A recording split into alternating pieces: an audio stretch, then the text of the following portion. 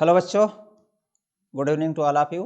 आप सभी का एक बार फिर से आपके अपने चैनल एलिमेंट्री मैथ में स्वागत है।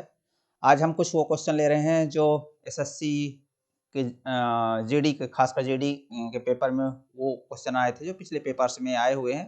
इसमें से कुछ क्वेश्चन बहुत ही ईजी हैं और कुछ क्वेश्चन मीडियम क्वालिटी हैं, टफ तो कोई नहीं है। और खासकर मैंने जो बेसिक कॉन्सेप्ट का वीडियो अपलोड कर दिया है ऑलरेडी, यदि उसको आप प्लेलिस्ट में जाकर देख लेते हैं तो एक भी क्वेश्चन ऐसा नहीं जो आपसे नहीं बनेगा। तो चलिए बिना कोई समय बर्बाद किए और चालू करते हैं और कॉन्सेप्ट के साथ सेकंडों में ये क्वेश्चन बड़े आराम से हल कर लेंगे। जैसे ये क्वेश्चन है कि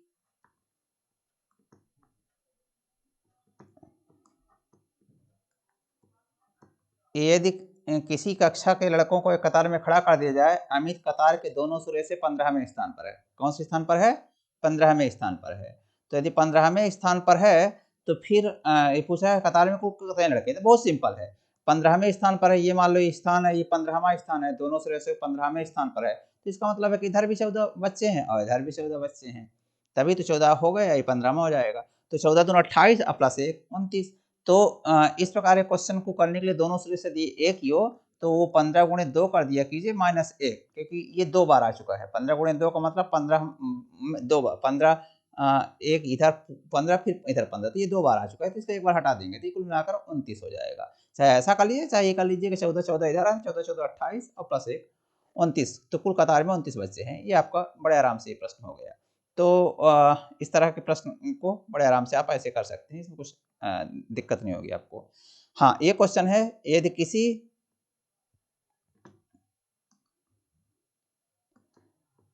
ये क्वेश्चन है, यदि किसी परिमेय संख्या उसके व्युत्क्रम का योग 13/6 है, 13/6 है, तो वह संख्या बताइए।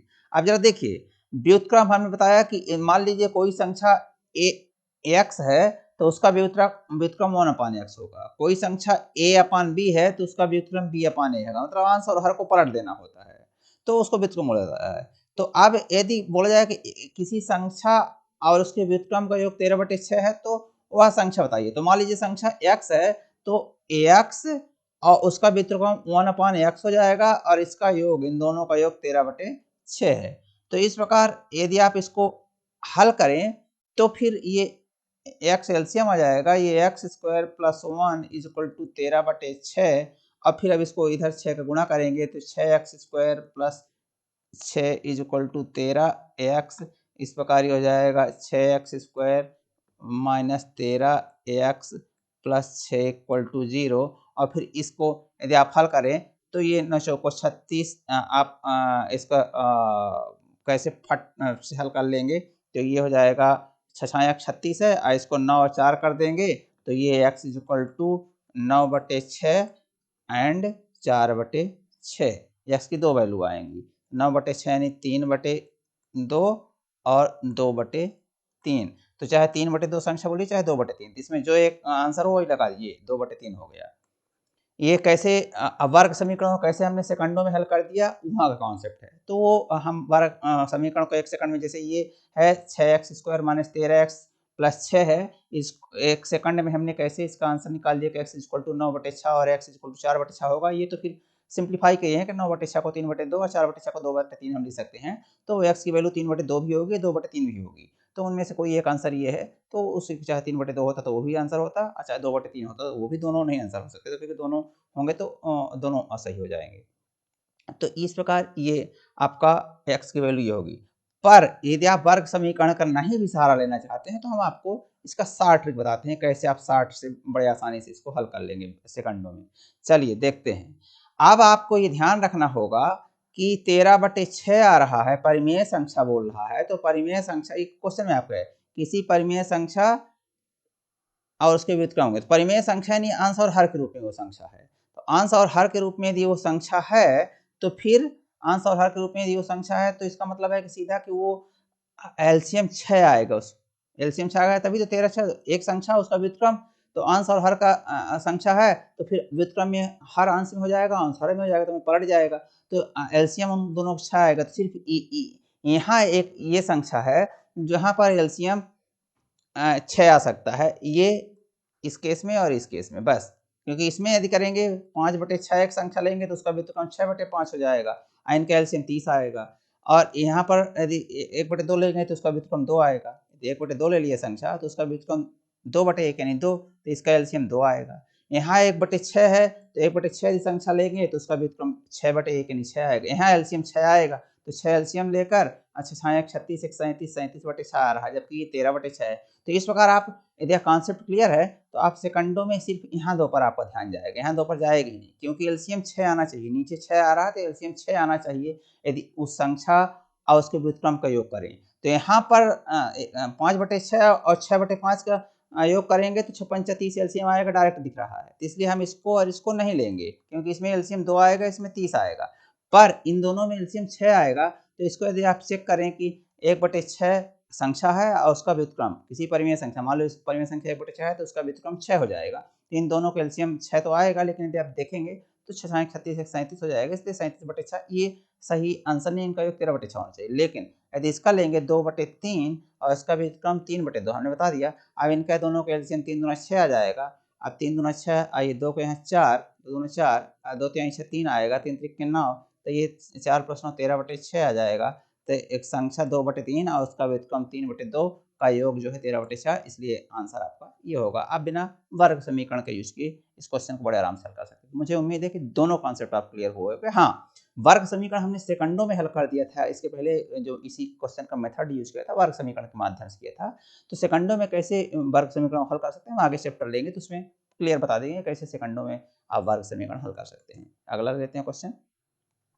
विद्यार्थियों के एक समय में 30 क्रिकेट खेलने वाले और 20 टेनिस खेलने वाले हैं। 15 विद्यार्थी क्रिकेट अथवा टेनिस खेलने वाले हैं। मतलब 35 विद्यार्थी या तो क्रिकेट खेलते हैं या तो टेनिस, मतलब 35 विद्यार्थी ऐसे हैं कोई ना कोई खेल अवश्य खेलते हैं। आप जरा देखिए तो क्रिकेट और टेनिस दोनों खेलने वाले कितने विद्यार्थी हैं। अब यहाँ जरा ध्यान रखिए, यहाँ और बोल रहा है, यहाँ अथवा बोल रहा है, ये समझने की जरूरत है। सबसे पहली बात तो नंबर ऑफ क्रिकेट खेलने वाले 30 हैं, नंबर ऑफ टेनिस खेलने वाले 20 हैं। तो इस टाइप के किसी भी क्वेश्चन को हमेशा ध्यान रखिएगा कि number of CRT is equal to number of C plus number of T minus number of C and T। ये ध्यान रखिएगा, ये फार्मूला हमेशा कोई भी क्वेश्चन हो क्रिकेट टेनिस से, तो कभी कभी ये क्वेश्चन बहुत फेमस है, चाय काफ़ी पीने के नाम से आता है, कितने लोग चाय पीते हैं, इतने लोग काफ़ी पीते हैं, ठीक। तो इस प्रकार ये जो क्वेश्चन है ये एक फार्मूला ध्यान रखिएगा, और इसके बाद आप किसी में भी लगा सकते हैं। अब यहाँ पर जो जैसा बोल रहा है क्रिकेट अथवा टेनिस, क्रिकेट और टेनिस, तो ये नंबर कितने हैं 35, ये लिख दीजिए। चलिए फिर बोल रहा है कि number of cricket 30, number of tennis 20। अब ये पूछ रहा है कि टेनिस और क्रिकेट दोनों C एंड T एंड वाला, तो ये नहीं मालूम है तो इसी को मान लेते हैं x। ये कितने हैं x हैं। अब इसको आप हल कर सकते हैं, 3 दूना 50, 30 20 50 हो जाएगा। तो ये 35 is equal to 50 minus x, तो एक्स के स्थान पर जब 15 रखेंगे, 50 में 15 घटाएंगे तभी तो 35 आएगा। इसका मतलब है कि एक्स इज इक्वल टू 15। ये तो दोनों क्रिकेट और टेनिस दोनों खेलने वाले विद्यार्थी 15 हैं। तो ये इसका आंसर हो गया। 1 सेकंड का आंसर है, बस यदि आप यहाँ पर इस कॉन्सेप्ट को ध्यान रखते हैं। ये चलिए अगला लेते हैं। मुझे उम्मीद है कि ये क्वेश्चन बड़े आराम से आपको समझ में आ गया। ये 15.4 का होल स्क्वायर माइनस 35.4 का होल स्क्वायर अपॉन 2 की वैल्यू बताना है। अब जरा देखिए ये क्वेश्चन जो है तो A square minus B square का कॉन्सेप्ट होगा ए माइनस बी और ए प्लस बी। तो 15.4 माइनस 35.4 इंटू 15.4 प्लस 35.4, ये फार्मूला हम बता चुके हैं। A square minus B square equal to A square, ये फार्मूला होता है A square minus B square is equal to A minus B into A plus B. ये हम फार्मूला सब बेसिक कॉन्सेप्ट हमारा वीडियो देखिए, सब आपको मिल जाएगी ये पिछले डाले हुए वीडियो। तो A square minus B square equal to A minus B into A plus B होता है। तो हमने a माइनस बी ये कर दिया। अब जरा देखिए, अब आप देखेंगे तो ये क्या लिखा है, इसको इसमें सब्ट्रैक्ट करेंगे तो -20 आ जाएगा। 15.4 35.4 में 15.4 घटाएंगे तो सीधा सीधा 20 आ जाएगा, लेकिन बड़ी संख्या माइनस से माइनस हो जाएगा। इन दोनों को ऐड कर दीजिए, 35 5 40 50 और 35 15 50 और 0.8 डिवाइडेड बाई 2, तो ये 10 हो जाएगा, 10 से कट जाएगा और 10 का इसमें गुणा हो जाएगा तो 508 हो जाएगा। 50.8 में 10 गुणा 508 तो -508, तो इसका आंसर -508 आएगा। ये इसलिए क्वेश्चन आया है। देखिए बहुत सिंपल, अगर आपको ये सब कॉन्सेप्ट क्लियर है, 400 क्वेश्चन एक्सरसाइज के लिए, तो आपको इनमें कोई कलम उठाने की जरूरत नहीं पड़ेगी। मतलब ये लिखने की जरूरत थोड़ी है कि ये लिखना है, आपको सीधा a माइनस बी यानी -20 और a प्लस बी यानी 50.8 सीधा ये लिखना है, बस। ये तो लिखने की जरूरत ही नहीं है। अभी तो मैं आपका एक्सरसाइज कम होगी, ये कॉन्सेप्ट के थ्रू मैं बता रहा हूँ, इसलिए ऐसा लग रहा है। आपको इन किसी भी प्रश्न में 5 सेकंड से ज़्यादा क्वेश्चन है नहीं, 5 से 10 सेकंड मुश्किल से, यदि आपके कॉन्सेप्ट क्लियर है।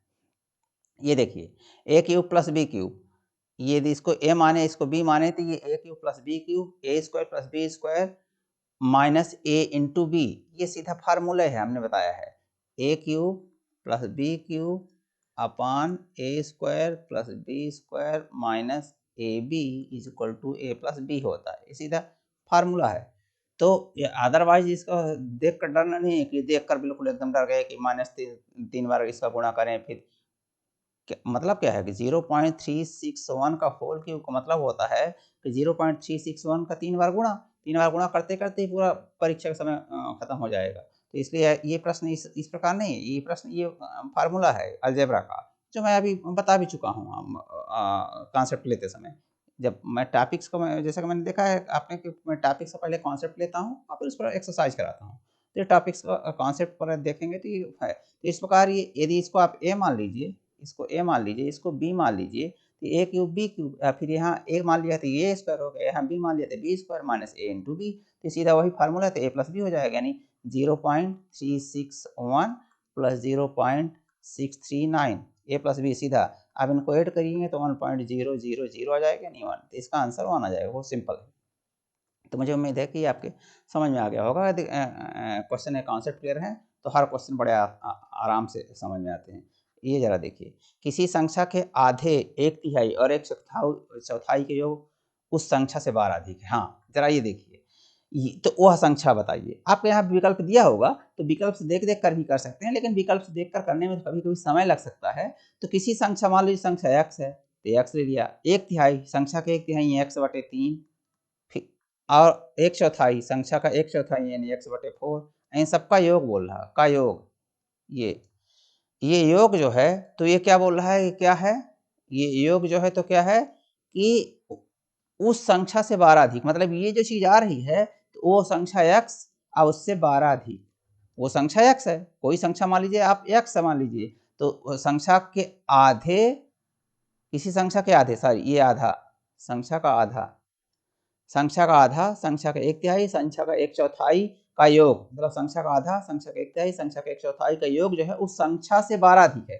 मतलब जब आप इसको टोटल योग करेंगे तो जो संख्या है, संख्या x है, उससे 12 अधिक आएगा। मतलब ये संख्या में 12 जोड़ देंगे तो जो ये चीज वैल्यू आएगी इसकी इक्वल हो जाएगी।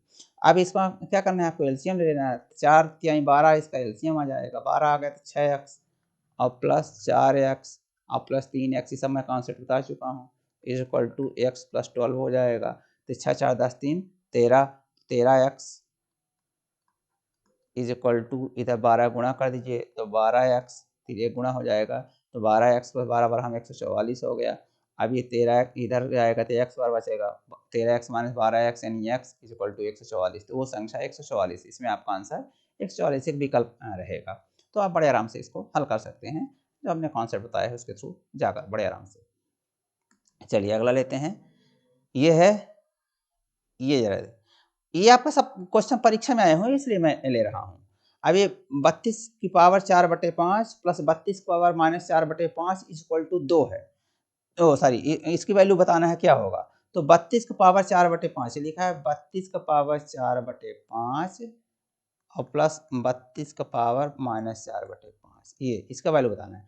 याद रखिए जो बटा है, पहले हमेशा इस तरह के क्वेश्चन में जो बटा 5 है ना, वो देखिए कि ये संख्या किसी की घात 5 होगी, बस ये कॉन्सेप्ट समझ लीजिए कि जो बटे में घात में जो बटा लगा होता है उसकी कोई न कोई ये आधार जो होती है, आधार हो जाता है, ये घात हो जाता है। तो आधार 32 है और घात 4/5 है, 4/5 5 बटे में है।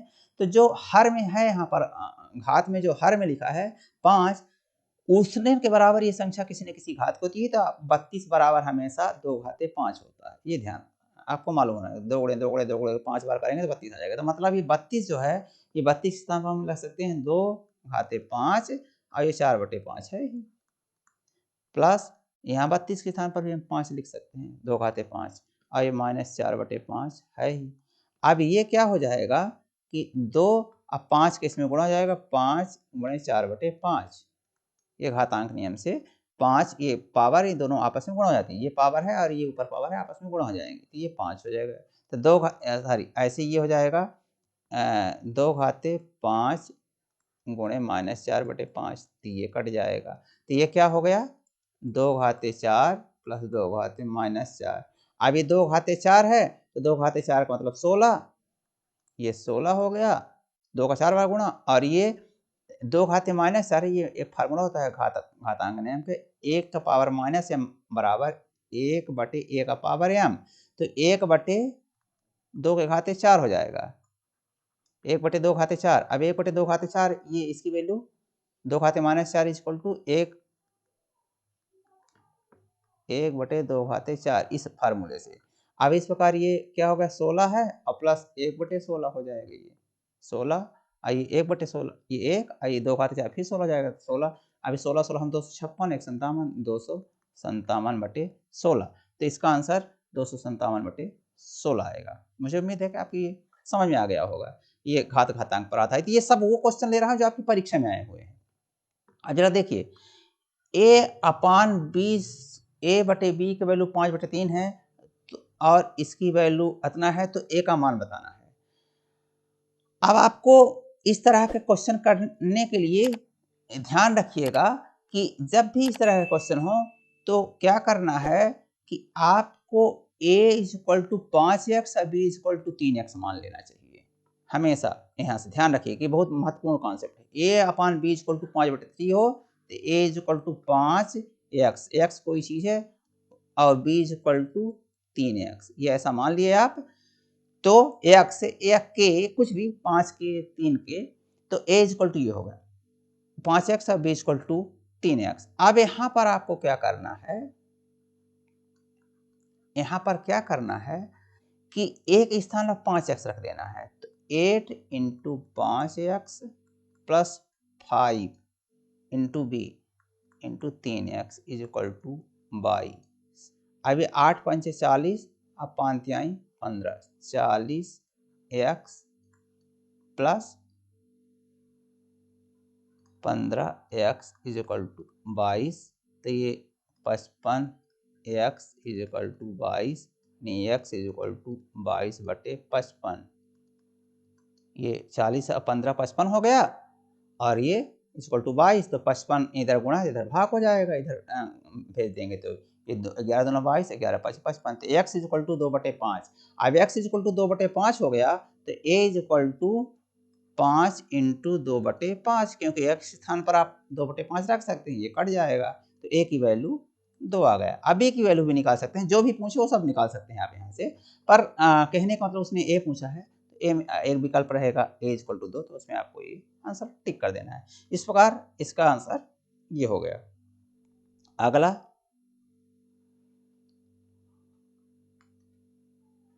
ये क्वेश्चन है, ये 698 + 198 घाते 2 माइनस 698 - 198 घाते 2 डिवाइडेड बाई ये। अब ऐसा नहीं कि इसको जोड़कर 2 बार गुणा कीजिए, ये नहीं। आपको ये कॉन्सेप्ट बताया गया है कि a + b बताया गया, मतलब मैंने इससे संबंधित ये फार्मूला अपलोड कर दिया है एक वीडियो में, आप उसको जाकर दे सकते हैं, नहीं तो मैं फिर से लिख दे रहा हूँ। a + b का whole square plus a - b का whole square = 2 sorry minus a + b का whole square minus a - b का होल स्क्वायर = 4ab होता है, 4ab। तो यदि आप इसको देखें तो इसको क्या लिख सकते हैं, ये ए प्लस बी का होल स्क्वायर माइनस, इसको ए मान लीजिए, इसको ए कह दीजिए, इसको बी कह दीजिए, तो ये ए प्लस बी का होल स्क्वायर बन जाएगा, माइनस तो है ही ये ए, इसको क्योंकि आपने ए बोल दिया है तो ए माइनस बी का होल स्क्वायर तो यही बन जाएगा। इसका मतलब 4a इंटू बी, तो 4 ए के स्थान पर 698 गुणे बी के स्थान पर 198 बटे 698 गुणे 198, ये देख लीजिए, ये तो आपका क्वेश्चन में है 698 बटे, अभी जरा देखिए ये कट गए थे इक्वल टू 4, तो इसका कितना सिंपल से सेकंड। यदि आपको कॉन्सेप्ट क्लियर हो तो 4 क्वेश्चन क्लियर होता है, इस प्रश्न को आप देखते ही बता देंगे, क्योंकि ये इक्वल टू 4ab होता है तो ऊपर 4 आ जाएगा, ए बी तो यहाँ है कट जाएगा, तो मतलब आपको इसमें कलम उठाने की जरूरत नहीं, सिर्फ टिक मारने की जरूरत है कि हाँ ये 4 इसका आंसर होगा। तो इस प्रकार इसका आंसर 4 हो गया। अगला क्वेश्चन है ये क्यूब रूट, यानी इस संख्या का क्यूब रूट ये है। अब आपको देखने की जरूरत है, ये आपका एसएससी जीडी में आया हुआ क्वेश्चन है, जो मैंने अभी तक क्वेश्चन बताया इसमें सबसे कठिन ये क्वेश्चन है, लेकिन फिर भी कुछ कठिन नहीं है, मतलब इस पेपर का जो स्टैंडर्ड था उसमें सबसे ठीक ठाक क्वेश्चन यही लगा, बाकी तो सब खिलवाड़ थे, पर ये फिर भी बहुत ईजी क्वेश्चन है, क्योंकि हमने बता दिया है कि A cube plus B cube plus 3ab into A plus B is equal to A plus B का होल क्यूब होता है। यदि आपको ये कॉन्सेप्ट क्लियर है तो ये जरा देखिए, ये जो यहाँ ये पहले इसको भूल जाइए, सिर्फ जो अंडर रूट के अंदर ये संख्या लिखी है, तो ये क्या लिखी है 0.027 का मतलब होता है 0.3 का होल क्यूब, 0.3 का होल क्यूब मतलब 0.3 इंटू 0.3 इंटू 0.3। यदि अब आप दशमलव वाला हमारा वीडियो आप देखें हैं तो 1 सेकंड में बोल देंगे 3 त्रिक 9 त्रिक 27 हो जाएगा, लेकिन दशमलव के बाद 1 2 3 अंक हैं, तो दशमलव के बाद 3 अंक लाने के लिए यहाँ 0 लगाना पड़ेगा, फिर ये तो 0.027, तो 0.027 की वैल्यू 0.3 का होल क्यूब हो गया। ऐसे ये जो है 0.064 इज इक्वल टू 0.4 का होल क्यूब हो जाएगा। ठीक, तो अब आप जरा देखिए, इसको लिख सकते हैं कि इसको क्या लिख सकते हैं, ऐसे लिख सकते हैं क्यूब रूट, और ये लिख दें 0.3 का होल क्यूब, इसको लिख दिए, इसको लिख देंगे 0.4 का होल क्यूब, ये हो गया, प्लस 3 तो है ही। अभी देखिए a इंटू बी है, ये देखिए ये 0.12 को आप लिख सकते हैं 0.3 इंटू 0.4, 4 3 12 हो जाएगी, ये देखिए इंटू ये 0.7 लिखा है तो इसको लिख सकते हैं 0.3 प्लस 0.4। अब ये देख लीजिए, हमने 0.7 हम 0.7 को ऐसा लिख सकते हैं और 0.12 को ऐसा लिख सकते हैं 0.3 इंटू, तो ये क्या क्या बन गया देखिए, A cube plus B cube, A cube plus B cube plus 3, A के स्थान पर ये है, बी के स्थान पर ये है, तो ये 3ab हो गया इंटू ए प्लस बी, ए के स्थान पर ये है, बी के स्थान मतलब ए के स्थान पर यदि आप देखें तो 0.3 है और बी के स्थान पर 0.4, तो इस प्रकार ये हो जाएगा, ये क्या बन जाएगा इसके अंदर क्यूब रूट 0.3 प्लस 0.4 का होल क्यूब। ये पूरा जो ये पूरी चीज़ बनी है a प्लस बी का होल क्यूब बराबर ये होता है, ये फार्मूला होता है, उसके हिसाब से ये चीज़ लिखा है 0.3 प्लस 0.4 का होल क्यूब। अब ये होल क्यूब है, ये क्यूब रूट है, इसलिए ये संख्या इसका ये कट जाएगा, 3 क्यूब है और ये क्यूब रूट है, तो ख़त्म कर देंगे तो सिर्फ बचेगा इतना 0.3 प्लस 0.4 इज इक्वल टू 0.7, तो इसका आंसर जो होगा 0.7 होगा। तो इस प्रकार यदि आप ये मेरा अलजेब्रा का जो मैंने कॉन्सेप्ट फार्मूला से संबंधित बताया वो आप देखें हैं, पढ़े हैं, तो ये क्वेश्चन भी बड़े आराम से सेकंडों में हल हो जाएगा, तो इसकी वैल्यू 0.7 आएगी। तो मुझे उम्मीद है कि ये जो मैंने 10 क्वेश्चन का तरह-तरह के क्वेश्चन लिए आपके, वो आपको अच्छी तरह समझ में आए होंगे। यदि कुछ ऐसा दिक्कत है तो कमेंट बॉक्स में जाकर लिखिए, मैं उसको दोबारा पिक करूँगा, दोबारा समझाऊँगा। लेकिन मैं यदि जो वीडियो अपलोड किए हैं यदि आपने उसको देखा है तो बड़े आराम से ये चीज़ समझ में आई होगी, इसमें कुछ भी दिक्कत नहीं है। ये सब वो क्वेश्चन है जो पिछले एसएससी जीडी के पेपर में है, तो आप समझ सकते हैं कि इस तरह के क्वेश्चन आते हैं, इस तरह का आप अभ्यास कीजिए। मैं थोड़ा ये तो चूँकि आपके पेपर में आया था इसलिए मैंने लिया है, मैं तो जब अपने से पेपर बनाता हूँ ये तो वो पेपर मैंने लिया है जो क्वेश्चन दिए हैं जो आपके पेपर आए हैं, तो ये तो मेरे अपने से बनाए नहीं हुए नहीं है। लेकिन मैं जब अपने से बना कर लेता हूँ, थोड़ा-सा इससे ज़्यादा स्टैंडर्ड लेता हूँ, ताकि आपका अच्छे क्वेश्चन एक्सरसाइज हो सके और परीक्षा में जो भी क्वेश्चन आए कभी छूटे नहीं, और बहुत जल्दी आप उनको कर सकिए। तो मुझे उम्मीद है कि ये वीडियो आपको पसंद आया होगा। यदि आप पसंद आया तो दोस्तों में शेयर कीजिए, इस वीडियो को लाइक कीजिए, और हाँ, यदि आपने अभी तक चैनल को सब्सक्राइब नहीं किया है तो इसको सब्सक्राइब कीजिए, जिससे आपको इस तरह के नए-नए एक्सरसाइज सेट या कॉन्सेप्ट संबंधित मैथ के जो भी मैथ रीजनिंग के जो भी टॉपिक हो, आपको जल्दी-जल्दी मिल सकें। बहुत-बहुत धन्यवाद।